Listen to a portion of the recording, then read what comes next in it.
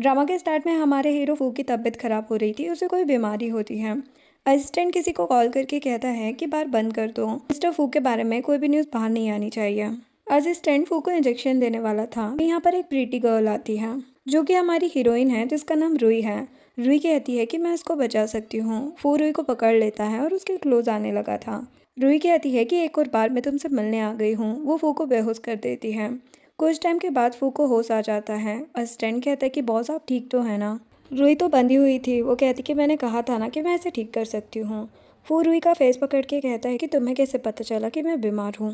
रुई कहती है कि मैं तुम्हें ठीक कर सकती हूँ। फू पूछता है कि क्या चाहिए तुम्हें, पैसे या फिर कुछ और। रुई फू के पास आकर कहती है कि मैं तुमसे शादी करना चाहती हूँ। फू को गुस्सा आ जाता है। रुई कहती है कि मेरे अंकल ने ही तुम्हें लव टॉनिक दिया था ताकि वो हम दोनों की शादी करवा पाए। मुझे सैन फैमिली से बदला चाहिए, वो तुम्हारे साथ रहकर ही पॉसिबल है। फू कहता है कि मुझे तुम्हारे फैमिली मैटर से क्या लेना देना। रुई कहती है कि मेरे अंकल ने तुम्हें यूज़ करने की कोशिश की है, तुम उन्हें माफ़ कर दोगे क्या। रुई को याद आता है कि वो अपने अंकल को कह रही थी कि मैंने क्या किया है जो आप मेरे साथ ऐसा कर रहे हो। अंकल कहते हैं कि मैंने तुम्हारे सभी पैसे और प्रॉपर्टी ले ली है और तुम्हें यूज़ करके फू फैमिली का भी सब कुछ मेरा हुआ, तो अब तुम्हारा कोई काम नहीं है, तो तुम बचकर करोगी क्या। रोज़ी कहती है कि तुम्हारा कोई काम नहीं है, इसलिए तुम्हें इस दुनिया से जाना होगा। और वहाँ पर आग लगा देते हैं। यहाँ पर फू रुई को बचाने के लिए आता है, लेकिन रुई उसको कहती है कि अगर मौका मिला तो मैं तुम्हारे साथ कुछ गलत नहीं होने दूंगी, और उसे दूर कर देती है ताकि उसे कुछ न हो। अब प्रेजेंट में हमें पता चलता है कि रुई का रीबर्थ हुआ है और वो उस मोमेंट में आ गई है जब वो पहली बार फू से मिली थी। रुई से कहने लगती है कि मैं तुम्हारी बीमारी को ठीक कर सकती हूँ, और वो उसे किस कर देती है। फू कहता है कि तुम्हें पता है ना कि मैं कितना डेंजरस हूँ। वो रुई को कहता है कि अपने कपड़े निकालो, तुम मेरी होना चाहती हो ना। रुई सोचती है कि मुझे किसी भी हाल में फू के साथ ही रहना होगा। फू पूछता है कि क्या सच में तुम मेरी होना चाहती हो। तो मैं बेड पर बहुत अच्छा हूँ। रुई कहती कि हाँ, मैं तुम्हारी ही होना चाहती हूँ। जो सुनकर फू को अपने बचपन की याद आ जाती है। तभी रुई के अंकल वहाँ पर आ जाते हैं और इनोसेंट बन के कहते हैं कि मेरी प्यारी बेटी के साथ तुमने क्या किया है। रुई कहती कि क्या कह रहे हो आप। रोज़ी कहती है कि डैड तो तुम्हारी हेल्प करना चाहते हैं और तुम उन पर गुस्सा कर रही हो। रुई कहती है कि क्या मैंने कोई हेल्प मांगी क्या। यहाँ पर आंटी तो रोने ही लगी थी, काफ़ी ज़्यादा नौटंकी करने लगी थी क्योंकि उनको तो पैसे चाहिए थे। अंकल फू से कहने लगते हैं कि तुमने हमारी फैमिली के साथ गलत किया है। रुई सोचती है कि ये तो पिछली लाइफ जैसा ही हो रहा है, लेकिन अब मैं कुछ भी करके इन लोगों को जीतने नहीं दूंगी, बस कुछ और देर और आपका रियल फेस सबके सामने आ जाएगा। अंकल फू से कहते हैं कि अब तुम्हें रुई से शादी करनी होगी, वरना हम ये बात सभी को बता देंगे। फू कहता है कि अच्छा तो शादी करूँ ताकि हम दोनों की फैमिली एक हो जाए और मैं ब्राइड प्राइस दूँ जिससे आपको प्रॉफिट हो, है ना, यही चाहते हो ना आप। आंटी कहती कि हाँ, हम ऐसा ही सोच रहे हैं। अंकल कहते हैं कि इस रूम में कैमरा फिक्स किए थे, अगर तुमने शादी नहीं की तो मैं वो वीडियो वायरल कर दूंगा। रूही मासूम बनकर कहने लगती है कि प्लीज़ ऐसा कुछ मत करना। रोज़ी कहती है कि तो फिर फूक को कहो ना कि तुमसे शादी कर लें। रूही कहती कि क्या बात है, आपका प्लान तो कमाल का था। उन्हें एक रिकॉर्डिंग सुनाती है जिसमें अंकल कह रहे थे कि अच्छे से लव टॉनिक मिलाना। रोज़ी कह रही थी कि हाँ डैड, सब ठीक हो जाएगा, एक बार रूही फूक के बेड पर पहुंच जाए, उसके बाद फूक के पैसे हमारे होंगे। अब तो अंकल का मुंह ही बंद हो गया था। फू कहता है कि आप क्या कहना चाहोगे आप। अंकल कहते हैं कि ये कोई गलत फहमी है, मैं क्यों ऐसा करूँगा। फू तो अंकल को गिरा ही देता है। रूही कहती है कि आपने मुझे इसलिए रखा था क्योंकि आपको मेरी सारी प्रॉपर्टी चाहिए थी, और वो आपने ले भी ली है मुझसे, लेकिन अब आप फू का भी फ़ायदा उठाना चाहते हो ना। लेकिन अब मैं पहले जैसी नहीं रही हूँ। मैं फू की प्रॉपर्टी आपके हाथों में नहीं जाने दूंगी और अपनी भी सारी प्रॉपर्टी वापस लेके रहूँगी। और हाँ, अब मैं फू की वुमन हूँ।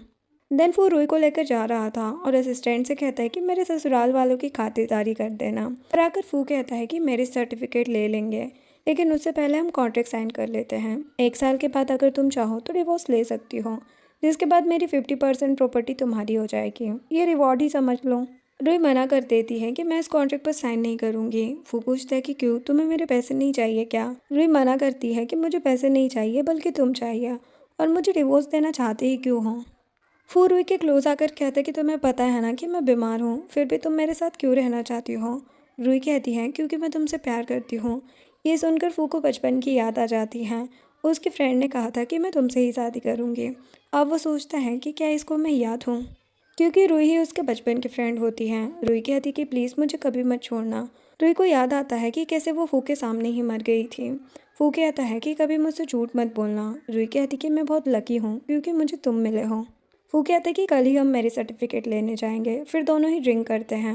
रूही तो बहुत ज़्यादा ही ड्रिंक कर लेती है। फू कहता है कि अब बस भी करो। रूही कहती कि नहीं, मुझे और ड्रिंक करनी है। फू को तो मज़ा आ रहा था क्योंकि रूही इतनी प्यारी जो लग रही थी। रूही कहती है कि मुझे कुछ चाहिए। वो कहता है कि क्या चाहिए बताओ, मैं सब कुछ तुम्हें ला कर दूंगा।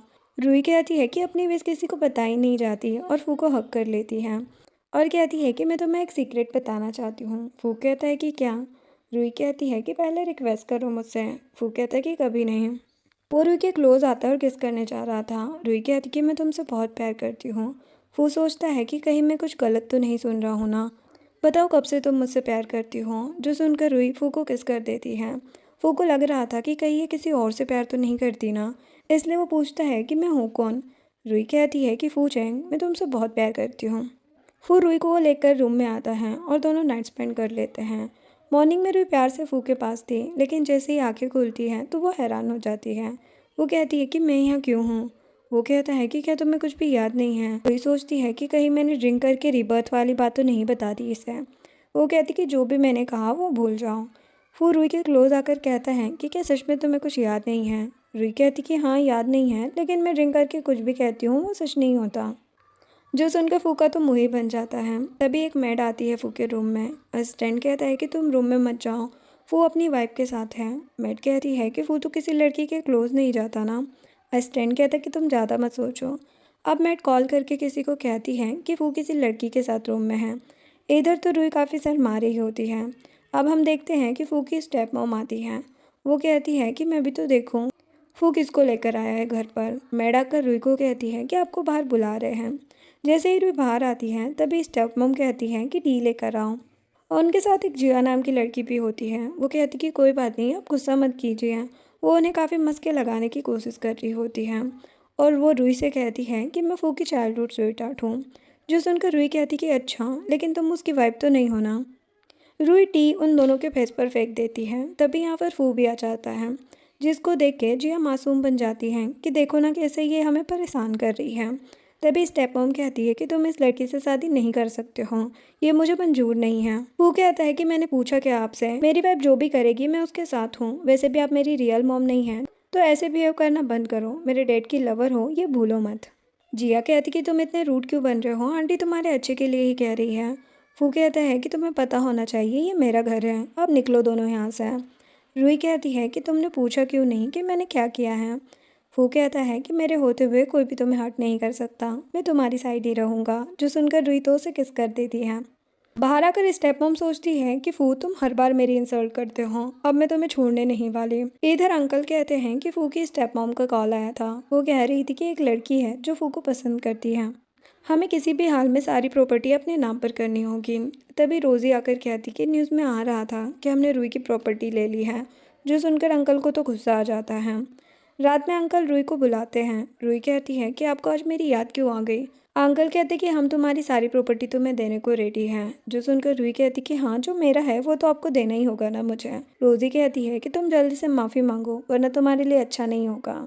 रूही ड्रिंक रोज़ी को पिलाकर कहती है कि ये प्लान तो पूरा नहीं होगा तुम्हारा। इस ड्रिंक में जो भी मिलाया था तुम लोगों ने मेरे लिए उसे तुम ही एंजॉय करो। रोज़ी कहती है कि तुमने फू से शादी क्या कर ली, तुम्हारा तो एटीट्यूड ही बदल गया है। रूही कहती कि जो मेरा है वो तो मैं लेकर ही रहूँगी। रोज़ी रूही को मारने आ रही थी, तभी फू बीच में आ जाता है और उसको लग गई थी। फू रोज़ी को पकड़ कर कहता है कि अब तुम्हारा क्या होगा। आंटी आकर कहती है कि मेरी बेटी को छोड़ दो। रूही अपनी आंटी को तमाचा लगा देती है और कहती है कि कैसा लग रहा है आपको। अंकल सभी को लेकर फिर चले जाते हैं। वो कहता है कि यहाँ अकेले नहीं आना चाहिए था ना तुम्हें। रूही कहती है कि मैं तुम्हारी वाइफ हूँ, मुझे कोई कुछ भी नहीं कर सकता। अब घर आकर आंटी कहती है कि रूही का कुछ ज़्यादा ही हो रहा है, ऐसे तो वो सब कुछ वापस ले लेगी। अंकल रोज़ी से कहते हैं कि तुम मैंग फैमिली के बेटे को जानती हो ना। इधर रूही रेडी होकर कहती कि मैं कैसी लग रही हूँ। तभी फू आता है। रूही सोचती है कि मैंने कभी इतने प्यार से फू को देखा ही नहीं, अब क्या वो उससे फ्लर्ट करने लगी थी। फू रूही को किस करने वाला था, तभी यहाँ पर असिस्टेंट आ जाता है। इधर रोज़ी मैंग के साथ थी। वो कहती है कि तुम्हें पहले मेरी सिस्टर से निपटना होगा। अब रूही और फू ने मैरिज सर्टिफिकेट ले लिया था। फू कहता है कि मैं कुछ स्वीट्स लेकर आता हूँ। रूही तो खुशी से पागल ही हो रही थी। तभी उसके पास मैंग आता है। वो जैसे ही रूही को देखता है तो सोचता है कि ये तो रोज़ी से भी ज़्यादा प्रीटी है। मैंग उससे कहने लगता है कि तुमने किसी को हर्ट किया है, इसीलिए मैं यहाँ पर तुमसे लड़ाई करने आया हूँ। लेकिन इतनी सुंदर हो तुम कि अगर मेरे साथ नाइट स्पेंड करोगी तो मैं तुम्हें छोड़ दूँगा। रूही बाहर आ जाती है और कहती है कि तुम मुझे जानते नहीं हो। रोज़ी ये सब दूर से देख रही थी और वीडियो भी बना रही थी। तभी यहाँ पर फू आ जाता है, जिसको देख के मैंग तो डर ही गया था। वो कहता है कि मुझे पता नहीं था कि ये आपकी वाइफ है, वरना मैं इसके सामने देखता भी नहीं। फू कहता है कि गलत तो तुमने किया है, अब मैं तुम्हें बताऊंगा कि मैं हूँ कौन। मैंग कहता है कि तुम्हें पता है ना कि मैं हूँ कौन। रोज़ी तो डर गई थी और सोचती कि अब मेरा क्या होगा। जिसके बाद रूही घर पर आती है तो फू की तबीयत खराब थी। रूही उसके पास आती है, वही एक थी जो फू को ठीक कर सकती थी। रूही कहती है कि देखो तुम ठीक ही हो। फू कहता है कि क्या तुम्हें डर नहीं लग रहा है। रूही कहती कि तुम मेरे हस्बैंड हो ना, तो मैं क्यों डरने लगी। फू रूही को किस कर देता है। इधर रोज़ी मैंग की फैमिली के पास आकर उन्हें सब कुछ बताने लगती है। वो कहती है कि फू बड़ा गुस्से में था, मैं कुछ कर नहीं पाई, उसने ही मैंग की ऐसी हालत की है। मैंग की मॉम अच्छे से जानती थी कि ये सब रोज़ी की वजह से ही हुआ है। वो रोते हुए कहती कि अब क्या होगा, फू तो बहुत खतरनाक है। इधर रूही फू का ट्रीटमेंट कर रही थी। वो कहती है कि मैं बहुत जल्दी तुम्हें ठीक कर दूंगी। फू कहता है कि तुम मुझे इतना प्यार करती हो क्या। तभी यहाँ पर असिस्टेंट आकर कहता है कि मैंग फैमिली से यहाँ पर कुछ लोग मिलने आए हैं आपसे। तो वही से कहने लगता है कि तुम जैसा कहोगी वैसा ही होगा मैंग के साथ। यहाँ पर मैंग के मॉम डैड जिया के साथ आए थे। जिया कहती है कि मैं फू को बचपन से ही जानती हूँ, वो आपसे ज़रूर मिलने आएगा। तभी फू आकर कहते हैं कि क्या काम है। जिया सोचती है कि अभी भी वो मेरी बात मानता है। मैंग के डैड को भी लग रहा था कि अब वो मैंग को बचा पाएंगे। जिया यहाँ से चली जाती है। मैंग के डैड कहते हैं कि मेरे बेटे ने जो किया तुम्हारी वाइफ के साथ वो गलत था, इसीलिए हम आपको एक गिफ्ट देना चाहते हैं। फू कहता है कि आप पैसे दे के मुझे खरीद नहीं सकते। डैड पूछते हैं तो आप ही बताइए मैंग को छोड़ने के बदले आपको क्या चाहिए। इधर रूही स्विमिंग पूल के पास थी, तभी जिया उसके पास आ जाती है और कहती है कि क्यों, अब फू ने तुम्हें भाव नहीं दिया क्या। फू मेरा है, आज नहीं तो कल वो मुझे मिल ही जाएगा।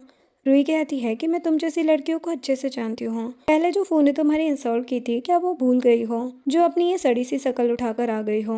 रूही जैसे ही देखती है कि फू आ रहा है तो वो जानकर स्विमिंग पूल में गिरने की एक्टिंग करती है। फू तो उसे देखकर डर ही गया था और उसे बाहर निकालता है। रूही एक्टिंग करते हुए कहती है कि जिया मुझे हर्ट करना चाहती है, उसको पता है कि मुझे स्विमिंग नहीं आती है, मैं कितना डर गई थी, मैं तुम्हें खोना नहीं चाहती। रूही इतनी ज़्यादा मासूम बन रही थी कि पूछो मत। जिया कहती कि मैंने तो कुछ भी नहीं किया है। फू कहता कि अच्छा हुआ मेरी वाइफ को कुछ हुआ नहीं, वरना मैं तुम्हें छोड़ता नहीं। अब वो रूही को उठा लेता है और कहता है कि एक्टिंग करना बंद भी करो। रूही सोचती है कि अब तो मैं गई। रूम में आकर रूही पूछती है कि क्या हुआ मैंग के मॉम डैड के साथ। फू कहता है कि मैंने मैंग फैमिली की प्राइवेट हॉस्पिटल तुम्हारे नाम पर करवा दी है। रूही कहती कि वो लोग मान भी गए। फू कहता है कि हाँ मानना तो था ही ना, क्योंकि तुम मेरी वाइफ जो हो। जो सुनकर रूही फू को किस कर देती है और कहती है कि तुम कुछ भी कर सकते हो मेरे लिए। फू कहता है कि तुम्हारा इरादा क्या है।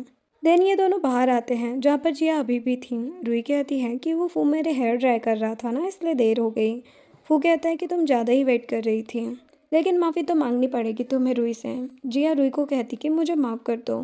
रूही कहती कि कोई बात नहीं, लेकिन समझ जाओ कि अब वो मेरा है, वो तुम्हारा कभी नहीं होगा। और आज के बाद मेरे घर में दिखाई मत देना, वरना तुम्हारे लिए अच्छा नहीं होगा। अब जिया को तो काफ़ी गुस्सा आ रहा था। तभी एक बंदा जिया से आकर कहता है कि रूही की कजिन सिस्टर आपसे मिलना चाहती है। जिया जाकर रोज़ी से कहती है कि तुम्हें भी रूही पसंद नहीं है क्या। रोज़ी कहती कि हाँ सही समझ रही हो, हम दोनों मिलकर उस रूही को रास्ते से हटा सकते हैं, क्या कहती हो। जिया कहती है कि इस ट्यूसडे वो हॉस्पिटल में एग्जामिनेशन के लिए जाएगा, तब तक रूही अकेले होगी, तभी टाइम है, जो करना है वो कर लेना, मैं अपना असिस्टेंट तुम्हारे साथ भेज दूंगी। रोज़ी कहती है कि इस बार रूही बच नहीं पाएगी। जिसके बाद हॉस्पिटल में वो वही से कहते कि तुम मेरा वेट करना, मैं आता हूँ। रूही कहती कि हाँ तुम डरो मत, मुझे कुछ नहीं हो सकता। फू कहता है कि इतने प्यार से देखोगी तो जा नहीं पाऊंगा। फू के जाने के बाद रूही यहाँ पर एक नर्स को देखती है। उसको देखकर रूही समझ जाती है कि ये फेक है। उससे पूछने लगती है कि तुम कब से काम कर रही हो। नर्स कहती है कि मैं न्यू एम्प्लॉय हूँ। रूही सोचती है कि कुछ तो गड़बड़ है। वो असिस्टेंट को कॉल करके सब बता देती है। बाद में वो नर्स फू के रूम में आती है जहाँ पर असिस्टेंट था। वो नर्स फू को कोई मेडिसिन देने वाली थी, लेकिन असिस्टेंट उसे पकड़ लेता है। रूही भी एक रूम में आती है, यहाँ पर कोई उस पर अटैक करने वाला था। तभी वहाँ पर फू पहुँच जाता है और कहते कि तुम्हें क्या लगा कि मेरे होते हुए मेरी वाइफ को कोई हर्ट कर सकता है। रूही कहती है कि तुम नहीं आते तो भी मैं संभाल लेती। उस बंदे से कहती कि बताओ किसके कहने पर तुम ये सब कर रहे हो। तुम्हें पता होना चाहिए मैं किसकी वाइफ हूँ। अब सबको सच सच बता दो वरना तुम्हारी फैमिली के लिए अच्छा नहीं होगा। अभी उस बंदे को कॉल आने लगता है। वो उस बंदे से कहता है कि कॉल पे कहो कि तुम्हारा प्लान सक्सेसफुल हो गया है, अगर ऐसा नहीं कहा तो तुम्हारी फैमिली को गायब करवा दूंगा। वो बंदा मान जाता है और रोज़ी को कॉल पे कहता है कि आपका काम हो चुका है। रोज़ी तो बड़ी खुश हो जाती है। वो कार से जा रही थी तभी उसका एक्सीडेंट हो जाता है। नेक्स्ट सीन में रोज़ी फू के घर पर थी। रूही आकर उसके फेस पर पानी फेंकती है। रोज़ी डर गई थी। वो कहती कि मुझे माफ़ कर दो। रूही कहती कि क्या हुआ, तुम्हें डर क्यों लग रहा है। रोज़ी कहती कि मुझे जाने दो, मैं आज के बाद कभी ऐसा नहीं करूँगी। रूही कहती है कि अब तो मैं तुम्हें वो मौका ही नहीं दूँगी। तुम फू को भी हर्ट करना चाहती हो, ये मैं बिल्कुल बर्दाश्त नहीं कर सकती। रोज़ी कहती है कि मुझे तुम यहाँ पर रखी हुई हो, सैन फैमिली को पता चला तो मेरे डैड मुझे बचा ही लेंगे। फू कहता है कि मैं भी देखता हूँ कौन बचाता है तुम्हें। तुम्हें और तुम्हारी फैमिली को पता होना चाहिए कि किससे दूर रहना है और किससे पंगा लेना है। फू अपने बंदों को बुलाकर कहता है कि इसने मेरी वाइफ को हर्ट करने की कोशिश की है, इसकी अच्छे से खातिरदारी करना। बाद में वो रूही को हक कर लेता है और कहता है कि मैं तुम्हें सेफ रखूंगा। रूही सोचती है कि मैं भी पिछली लाइफ में जो हुआ वो कभी नहीं होने दूंगी। नेक्स्ट सीन में हम एक बंदे को देखते हैं जो फू के बारे में सब जानकारी निकाल रहा था। उसका असिस्टेंट कहता है कि अब तो फू एक लड़की के पीछे पागल हो गया है, उसकी ही हर बात मानता है। जो सुनकर वो बंदा कहता है कि ये तो और भी अच्छा है, फू की कोई तो कमजोरी मिली इन 5 सालों में, अब जाके मुझे एक गुड न्यूज़ मिली है तुमसे। इधर अंकल को भी घर से बाहर निकाला जा रहा था। आंटी रूही से कहती है कि तुम निकल जाओ मेरे घर से। रूही कहती कि ये घर मेरी मोम का है, इसीलिए आप लोगों को निकलना चाहिए। आंटी कहती कि बताओ मेरी बेटी कहाँ है। रूही कहती है कि उसकी जो हरकतें हैं उस हिसाब से तो उसे जेल में ही रहना चाहिए ना। आंटी कहती कि मैं तुम्हें छोड़ने नहीं वाली, और उन लोगों को भगा दिया जाता है। अब रूही को तो रोना आ रहा था क्योंकि अब जाकर उसको उसका सब कुछ वापस मिल चुका था। वो को हक कर लेती है। इधर जिया को भी सब कुछ पता चल चुका था कि फू और रूही दोनों ही बच चुके हैं। वो कहती है कि इतना अच्छा मौका था, हाथ से निकल गया। यहाँ पर फू जैसा दिखने वाला ही एक बंदा था जो जिया के पीछे पागल लग रहा था। जिया कहती कि मैं तुम्हारी ऑनर हूँ, जो कहूँ वही करना पड़ेगा। वो बंदा कहता है कि हाँ क्यों नहीं। जिया कहती है कि फू के ग्रैंडपा की पार्टी है, वहाँ पर जाकर तुम्हें क्या करना है वो मैं बता दूंगी। वो बंदा कहता है कि हाँ मैं सब कुछ करूँगा, आप बस मुझे ऑर्डर दो, मैं सब कुछ संभाल लूंगा। इधर रूही फू के पास आती है तो वो सो चुका था। रूही जा रही थी तभी वो उसको पकड़ लेता है। रूही कहती है कि तुम्हें काम नहीं है क्या। फू कहता है कि मेरी वाइफ से ज़्यादा कोई इम्पोर्टेंट नहीं है। तभी यहाँ पर असिस्टेंट आकर कहता है कि मैंग ग्रुप के शेयर कोई ले रहा है। रूही कहती है कि फू कोई जानकर ये कर रहा है। फू कहता है कि मैंग ग्रुप मेरे कंट्रोल में है। जिसके बाद फू कहीं जा रहा था, एक मैट कॉल करके कहती कि वो निकल गया है। मैंग के डैड कहते हैं कि अब मैं तुम्हें नहीं छोड़ने वाला क्योंकि तुमने मेरी फैमिली बर्बाद कर दी है। जिसके बाद कुछ लोग फू की कार के आगे आ जाते हैं, लेकिन उसमें तो असिस्टेंट था। असिस्टेंट कहता है कि अब भाग के कोई फ़ायदा नहीं है क्योंकि उसके बॉडीगार्ड यहीं पर थे। देन रूही घर पर थी तभी उस पर कोई अटैक करने वाला था, लेकिन वो आकर उसे बचा लेता है। रूही कहती है कि तुम तो बिजनेस ट्रिप पर जाने वाले थे ना। वो रूही को हक कर लेता है कि मैं तुम्हें छोड़ के नहीं जाने वाला। अब रूही कहती कि अब ये किसने किया होगा। फू कहता है कि मेरे बॉडीगार्ड यहाँ पर है। रूही कहती है लेकिन तुम्हें कोई हर्ट करना चाहता है, उसके बारे में पता लगाओ। फू कहता है कि तुम मेरी कितनी फिक्र करती हो। तभी यहाँ पर मैंग के डैड को लेकर आया जाता है। फू कहता है कि बताओ किसके कहने पर किया है सब कुछ।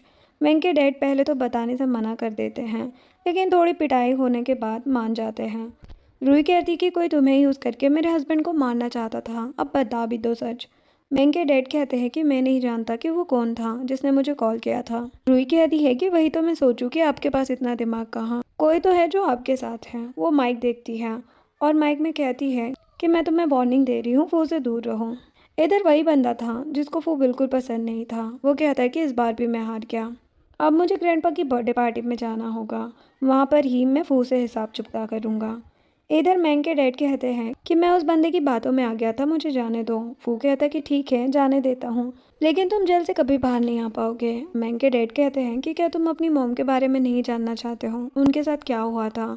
फू कहता है कि ये कहकर तुमने मुझे और भी गुस्सा दिला दिया है। फिर फू को जैसे तैसे संभाल रही थी। वो कहती है कि हम तुम्हारी मॉम के बारे में पता लगा लेंगे कि इसने उनको मारा है। अब वो बंदा मॉर्निंग में फू हाउस आ चुका था। उसका असिस्टेंट कहता है कि ग्रैंडपा आपको देख के खुश नहीं होंगे। तभी ग्रैंडपा आते हैं। वो बंदा ग्रैंडपा को कहता है कि मैं आपके बर्थडे के लिए वापस आया हूँ। ग्रैंडपा कहते हैं कि मैंने तुम्हें फू फैमिली से निकाल दिया है, अब यहाँ वापस क्यों आए हो। यहाँ पर हमें पता चलता है कि ये बंदा फू फैमिली का नाजायज़ बेटा है जिसका नाम टैन है। टैन कहने लगता है कि मैं इतने सालों तक दूर रहा आपसे, मुझे समझ आ चुका है कि मैंने गलत किया था। ग्रैंडपा तो वहाँ से चले ही जाते हैं, तभी वहाँ पर फू आता है, जिसको देखकर टैन का तो मुँह ही बन चुका था। वो कहता है कि हम इतने सालों बाद मिल रहे हैं। रूही टैन को देखकर सोचती है कि ये कौन है, जिसको देखकर फू की तबीयत खराब हो रही है। फू कहता है कि मैं तुम्हें कभी माफ़ नहीं कर सकता, तो ज़्यादा मस्के लगाने की ज़रूरत नहीं है। रूही कहती है कि तुम इसकी बात मत सुनो। टैन तो हंसने लगा था कि मुझे दूर भेजकर तुमने शादी भी कर ली, इतनी बेटर लाइफ तो मेरी होनी चाहिए थी, तुम खुश नहीं रह सकते हो। फू कहता है कि बहुत हुआ तुम्हारा। रूही सोचती है कि पिछली लाइफ के बारे में तो मुझे कुछ ऐसा याद नहीं है। रूही फू को पकड़ लेती है। वो टैन से कहती है कि तुम हो कौन और ये सब क्यों कर रहे हो। टैन कहता है कि ये सब अपने हस्बैंड से पूछो। टैन को तो हंसी ही आए जा रही थी। अब घर में आकर फू को अपनी मॉम की बहुत याद आ रही थी। उसकी मॉम को क्या हुआ था वो समझ नहीं पाया था। रूही आती है तो वो बेहोश हो चुका था। बाद में रूही सब कुछ ग्रैंडपा से पूछती है तो उसको पता चलता है कि एक बार फू ने टैन की जान बचाई थी। उसके बावजूद भी टैन फू से नफरत करता है। ग्रैंडपा कहते कि इसीलिए मैंने उसको दूर कर दिया इतने सालों तक। रूही कहती है लेकिन अब वो वापस क्यों आया है। ग्रैंडपा कहते हैं पता नहीं, बस फू की तबीयत खराब ना हो, मैं यही चाहता हूँ। रूही कहती कि आप फिक्र मत करो, मैं हूँ ना, सब संभाल लूँगी, फू को कुछ भी नहीं होने दूंगी। तभी असिस्टेंट आकर कहता है कि माओ और उसकी मॉम आई हैं। ग्रैंडपा कहते हैं कि उनको घर में मत आने देना। तभी माओ आकर कहते हैं कि मैं भी इस फैमिली का ग्रैंडसन हूँ, आप मुझे आने से नहीं रोक सकते हो। ग्रैंडपा कहते हैं कि मैं तुम दोनों को देखना भी नहीं चाहता। स्टेप मॉम कहती कि आप हमारे साथ ऐसा क्यों कर रहे हो। तभी फू आकर कहते हैं कि चले जाओ, ये फू हाउस है, मेरी मॉम को गए हुए 20 साल हो चुके हैं। आपने अच्छा मौका देखा और मेरी फैमिली में आ गई, मैं कभी भी आपको इस फैमिली में आने नहीं दूंगा। अब माओ कहता है कि अगर ये डैड को पता चला तो क्या होगा, कभी सोचा है। रूही उसे थप्पड़ लगा देती है और कहती है कि अपनी आइडेंटिटी मत भूलो, सब कुछ मेरे हस्बैंड का है, यहाँ पर तुम्हें कुछ नहीं मिलने वाला। स्टेप मॉम कहती है कि मेरे बेटे का भी हक है। फू कहता है कि अब चुप रहो। रूही कहती है कि अब फू के साथ कोई पंगा मत लेना, वरना मैं तुम्हें नहीं छोड़ूंगी। स्टेप मॉम कहती है कि मैं तो इनोसेंट हूँ, फू के डैडी मुझे प्यार करते थे, इसमें मेरी कोई गलती नहीं है। रूही कहती है कि अब मिस्ट्रेस हो तो मिस्ट्रेस बनकर रहो, मिसेस फू बनने की कोशिश मत करो, और इस फैमिली से तुम दोनों का कुछ भी नहीं लेना देना है, और तुम दोनों को मैं कुछ भी नहीं मिलने दूंगी। जो सुनकर स्टेप मॉम तो बेहोश हो जाती है। माओ कहता है कि देखो तुम्हारी वजह से मेरी मॉम को क्या हो गया, जल्दी से हॉस्पिटल जाना होगा। रूही कहती कि मैं भी डॉक्टर हूँ ना, ठीक कर दूंगी तुम्हारी मॉम को। तभी मॉम को होश आ जाता है। रूही कहती कि देखा फू, मैं कितनी कमाल की डॉक्टर हूँ, ट्रीटमेंट किए बिना ही देखो तुम्हारी स्टेप मॉम को ठीक कर दिया मैंने। स्टेप मॉम कहती कि मुझे कुछ हो जाता तो। रूही कहती है कि आपने किसी की फैमिली बर्बाद कर दी और आप इनोसेंट बनने की कोशिश कर रही हो। फू को भी काफ़ी ज़्यादा गुस्सा आ चुका था। वो कहता है कि जल्दी से निकलो यहाँ से। दोनों माँ बेटे वहाँ से चले जाते हैं। देन वो रूही से पूछता है कि क्या तुम्हें मुझे डर लग रहा है। रूही कहती कि नहीं तो, मैं तुमसे प्यार करती हूँ, मैं क्यों डरूंगी तुमसे। अब स्टेप मॉम अपने बेटे के साथ प्लान बना रही थी। उसको मेडिसिन देकर कहती है कि तुम जिया से शादी कर लो, उसके बाद तुम भी वो ग्रुप में जा पाओगे। जिया भी तो बहुत रिच फैमिली से है। इधर जिया भी पार्टी का प्लान कर रही थी। इधर असिस्टेंट आकर सभी प्लान के बारे में बता देता है। फू कहता है कि इन लोगों का क्या करना है। रूही कहती है कि पार्टी में मज़ा आएगा अब तो। नेक्स्ट सीन ग्रैंडपा की बर्थडे पार्टी का होता है, जहाँ पर माँ और उसकी मॉम को आने नहीं दिया जा रहा था। माँ कहता है कि मैं भी फू फैमिली का बेटा हूँ, तुम लोग मुझे रोक नहीं सकते हैं। बॉडीगार्ड कहता है कि इनविटेशन के बिना किसी को भी जाने नहीं दे सकते हैं। तभी रूही आकर कहती है कि तुम अपनी बेइज्जती क्यों करवा रहे हो माँ। वो फू को कहती कि इन लोगों को भी आने दो, ये भी तो तुम्हारा भाई ही है ना। देन पार्टी में जिया फू के पास आती है और कहती कि मैं तुम्हारा वेट कर रही थी। फू कहता है कि क्यों, हम दोनों फ्रेंड्स थोड़ी ना हैं जो तुम मेरा वेट कर रही थी। जिया सोचती है कि आज तुम मेरे होकर ही रहोगे। इधर ग्रैंडपा रूही को इंट्रोड्यूस करवाते हैं और फू ग्रुप के 20% शेयर भी देते हैं, जो सुनकर हर कोई हैरान हो जाता है। स्टेप मॉम कहती है कि मेरे बेटे के लिए तो कभी कुछ नहीं देते ये, और रूही को कैसे गिफ्ट पे गिफ्ट दिए जा रहे हैं। ग्रैंडपा को जिया कहती है कि मैंने आपके लिए एक गिफ्ट प्रिपेयर किया है। वो रूही को भी कहती है कि क्या तुम भी म्यूजिकल इंस्ट्रूमेंट प्ले करना जानती हो। जिया जानकर रूही की इंसल्ट करना चाहती थी। अब हर कोई कहने लगा था कि ये तो फू की वाइफ है, इसको तो परफेक्ट होना ही चाहिए। जिया कहती कि हम दोनों साथ में परफॉर्मेंस करेंगे। रूही कहती कि हाँ क्यों नहीं। जिया सोचती है कि सबके सामने मजाक बन जाएगा अब रूही का। अब जिया और रूही परफॉर्मेंस कर रहे थे, लेकिन जिया रूही को मैच ही नहीं कर पा रही थी, और रूही जिया से ज़्यादा अच्छा परफॉर्मेंस देती है। जिसके बाद जिया ड्रिंक देती है रूही को। रूही भी स्माइल करते हुए ड्रिंक पी लेती है। यहाँ पर जिया रूही को देख रही थी। उसके ग्रैंडपा कहते कि क्या हो गया। जिया रूही को देखते हुए कहती है कि आज तो फू तुम्हें डिवोर्स दे ही देगा। अब रूही को काफ़ी चक्कर आने लगे थे। वो कहती है कि मैं बाद में मिलती हूँ। इधर स्टेप मॉम जिया को देखकर कहती हैं कि बेटा तुम यहाँ पर क्या कर रही हो। जिया कहती है कि आंटी आप यहाँ पर एंजॉय करो। इधर माँ वेट कर रहा था जिया का, लेकिन यहाँ पर रूही आ जाती है। रूही कहती कि तुम किसका वेट कर रहे हो, कहीं जिया का तो नहीं ना। तभी वो बॉडीगार्ड को बुलाती है और कहती कि मैं तुम्हारी हेल्प करने के लिए रेडी हूँ, वैसे भी तुम और जिया परफेक्ट हो। इसके बाद जिया आती है एक रूम में और बेहोश हो जाती है। बाहर रूही और फू वेट कर रहे थे। रूही सोचती है कि रीबर्थ के बाद तो मैं फू को कुछ नहीं होने दे सकती हूँ। पार्टी भी खत्म हो चुकी थी। तभी एक आंटी आकर कहती है कि माँ और जिया एक ही रूम में हैं। रूही और फू को तो काफ़ी मज़ा आ रहा था। यहाँ पर जिया तो चिल्लाने लगी थी। ग्रैंडपा माँ को कहते हैं कि ये तुमने क्या किया नालायक। रूही कहती कि जो भी हुआ वो अच्छा ही है ना, जिया और माँ के हम शादी करा देते हैं। वो कहते हैं कि मेरी वाइफ सही कह रही है। जिया कहती कि नहीं, ये सब रूही का प्लान है। रूही कहती कि तुम्हारे पास कोई एविडेंस है क्या।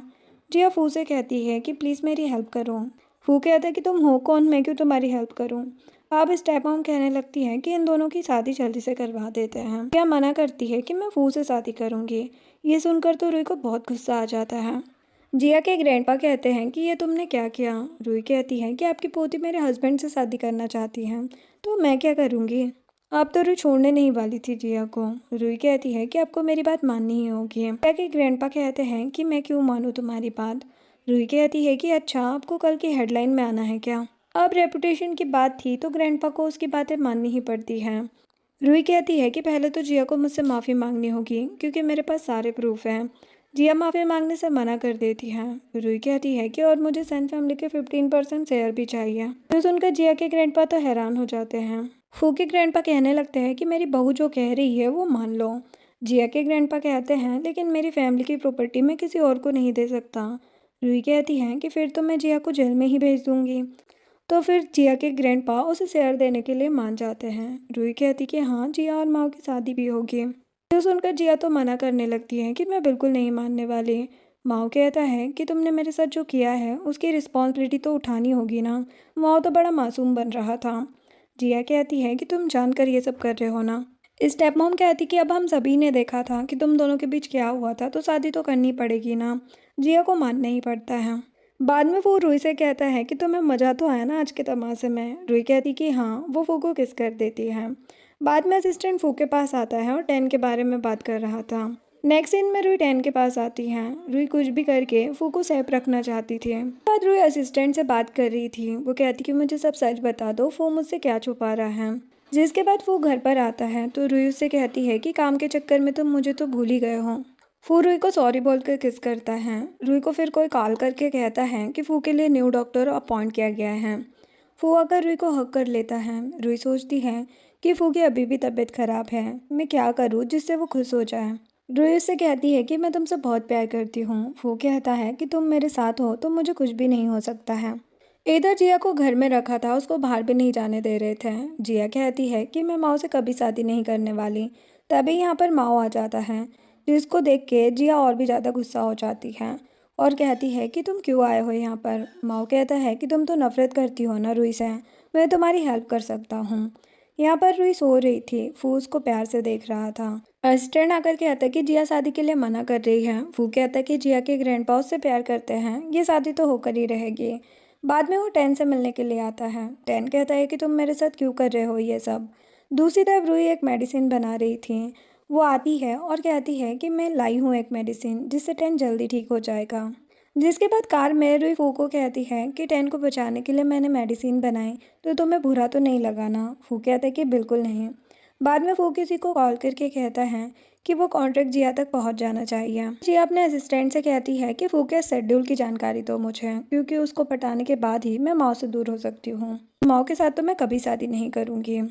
आज की रात तो उस रूही का काम तमाम होकर रहेगा। इधर रूही और असिस्टेंट कार में थे। रूही को पता था कि आज का क्या प्लान है जिया का, क्योंकि आज रूही की स्कूल रियूनियन पार्टी थी। यहाँ पर वॉशरूम में दो लड़कियां बात कर रही थीं रूही के बारे में ही, जो कि उसकी काफ़ी बुराइयां कर रही थीं। रूही आकर कहती है कि मेरा हस्बैंड बहुत रिच है, इसीलिए मेरे पास पैसे तो है ही। वो दोनों लड़कियां कहती हैं कि हम तुमसे डरते नहीं हैं। रूही कहती कि अच्छा, और वो उन दोनों की हालत ही ख़राब कर देती हैं। वो बाहर जा रही थी तभी वो उसको पकड़ लेता है। रूही कहती कि तुम यहाँ पर। वो कहता है कि हाँ, मैं तुम्हें मिस कर रहा था। ये दोनों किस करने लगे थे। वो कहता है कि ये सब किसने किया होगा, पता है ना। रूही कहती कि जिया के अलावा कौन ही कर सकता है। जिसके बाद दोनों डिनर कर रहे थे, तभी असिस्टेंट दो बंदों को लेकर आता है। रूही कहती कि ये कौन है। वो दोनों बंदे कहते हैं कि जिया ने कहा था कि आपकी ड्रिंक में लव टॉनिक मिला दे। असिस्टेंट कहता है कि अब तो तुम दोनों गए काम से। एक्चुअल में रियूनियन पार्टी थी जिसमें जिया ने रूही की बेइज्जती करने का प्लान किया था उसे लव टॉनिक देकर, लेकिन अब तो ये होने से रहा। वो दोनों बंदे तो काफ़ी माफिया मांगने लगे थे। वो कहता है कि तुम डिनर एंजॉय करो, ये सब मैं संभाल लूँगा। रूही कहती है कि ये बात मुझे अच्छे से पता है, वैसे जिया का अब कुछ ज़्यादा ही हो रहा है। वो कहता है कि मैं तुम्हारे साथ हूँ तो फिर डरने की क्या ज़रूरत है। घर में आकर वो देखता है कि डैड के साथ उसकी स्टेप मॉम भी थी। वो तो फुल तो इग्नोर करके जाने वाला था, तभी उसके डैड कहते हैं कि तुम्हारी मॉम ने सब कह दिया है मुझे कि मेरे ना होने पर तुमने क्या क्या किया था। वो कहता है कि मेरा क्या लेना देना आपकी लवर के साथ। डैड को गुस्सा आ जाता है, तभी ग्रैंडपा आकर कहते हैं कि निकल जाओ दोनों यहाँ से। बाहर आकर स्टेप मॉम कहती है कि तुम तो अपने डैड के सामने कुछ कह ही नहीं सकते हो। अच्छा है जो माँ के साथ ही जिया से हो रही है, और उसकी किस्मत मेरी जैसे नहीं होगी। डैड कहते कि अपना मुंह बंद रखो। स्टेप मॉम के पास तभी बटलर आता है और कहता कि मैंने ओल्ड मैन को मेडिसिन दे दी है। ऐसा लग रहा था कि ये बटलर स्टेप मॉम के पीछे पागल है। नेक्स्ट डे रूही और असिस्टेंट फू की मेडिकल रिपोर्ट लेने के लिए जाते हैं, तभी उनको पता चलता है कि ग्रैंडपा की तबीयत खराब हो गई है। रूही सोचती है कि कल तक तो ग्रैंडपा बिल्कुल ठीक थे। बटलर ये सब कुछ देख रहा था। रूही रास्ते में थी, तभी उसको कुछ गड़बड़ लगती है। वो वापस आती है तो हैरान हो जाती है। इधर फू भी कुछ प्लानिंग कर रहा था स्टेप मॉम को घर से बाहर निकालने की। इधर रूही एक्यूपंक्चर से ग्रैंडपा को ठीक करने की कोशिश करती है। उसको पता था कि ग्रैंडपा को कोई मेडिसिन दी है जो कि उनकी हेल्थ के लिए सही नहीं है। अब बाहर आकर वो फू को भी ये बात बता देती है। फू कहता है कि ठीक है, मैं पता लगाता हूँ कि किसने किया है ये सब कुछ। रूही कहती है कि मैं तुम्हें बहुत मिस कर रही हूँ, तुम जल्दी आ जाओ ना घर। फू कहता है कि अब तो मुझे आना ही पड़ेगा। रूही ने ये बात ग्रैंडपा को भी बता दी थी। मॉर्निंग में फू वापस आता है। आज माँ और जिया की एंगेजमेंट थी। रूही कहती कि अब जाके तुम फू का पीछा छोड़ोगी। जिया कहती कि नहीं, वो कभी नहीं होगा, मैं फू को अपना बना कर ही रहूँगी। रूही कहती कि अच्छा, तो फिर मुझे तुम्हें सरप्राइज़ देना ही होगा। तभी यहाँ पर एक वीडियो चलने लगा था जिसमें जिया बहुत सारे लड़कों के साथ थी। वहाँ भी जिया पर गुस्सा करके कहता है कि ये क्या बकवास है। जिया सभी को कहने लगी थी कि ये सब झूठ है, मैंने कुछ नहीं किया है, ये वीडियो फेक है। रूही फू से कहती है कि अब तुम्हारी बारी है बोलने की। रूही अपने डैड को पेपर देता है जिसमें माँ का डीएनए टेस्ट था जो कि नेगेटिव आया था। फू कहता है कि जिस लवर की वजह से मुझे और मेरी मॉम को छोड़ा था ना आपने, देख लो वो भी आपकी नहीं हुई। माँ कहता है कि ये क्या कर रहे हो। डैड को तो अब काफ़ी गुस्सा आ रहा था। वो कहते कि बहुत हुआ और कहते हैं कि अब तुम मेरे घर में नहीं रह सकती हो। स्टेप मॉम कहती कि ये कोई गलत फहमी हुई है, माँ आपका ही बेटा है। डैड कहते हैं कि मेरे पास रिपोर्ट है और तुम अभी भी झूठ बोल रही हो। स्टेप मॉम कहती है कि ये बात बाहर कैसे आई। माँ को भी चक्कर आने लगे थे, वो गिर जाता है। इधर जिया के ग्रैंडपा कहते हैं कि अब मैं जिया को हायर की पोस्ट से निकालता हूँ। जिया अब मेरी फैमिली से बिलोंग नहीं करती। रूही को तो बड़ा मजा आ रहा था। जिया और स्टेप मॉम तो यही डिजर्व करते हैं। फू कहता है कि कभी मैं जिया को मेरी फैमिली में नहीं आने देता वैसे भी। अब जिया आती है कुछ बंदों के पास और पैसे देकर कहती है कि रूही का काम तमाम कर देना। इधर असिस्टेंट और रूही जा रहे थे, तभी असिस्टेंट कहता है कि हमें कोई फॉलो कर रहे हैं। रूही फू को कॉल करके सब बता देती है। बंदा कहता है कि ये लड़की तो बड़ी चालाक लग रही है। कार रोककर रूही बाहर आती है। उस बंदे को लगा था कि रूही डर गई, इसीलिए कहते हैं कि तुम हमारी बात मानोगी तो अच्छा होगा, लेकिन तभी यहाँ पर फू आ जाता है।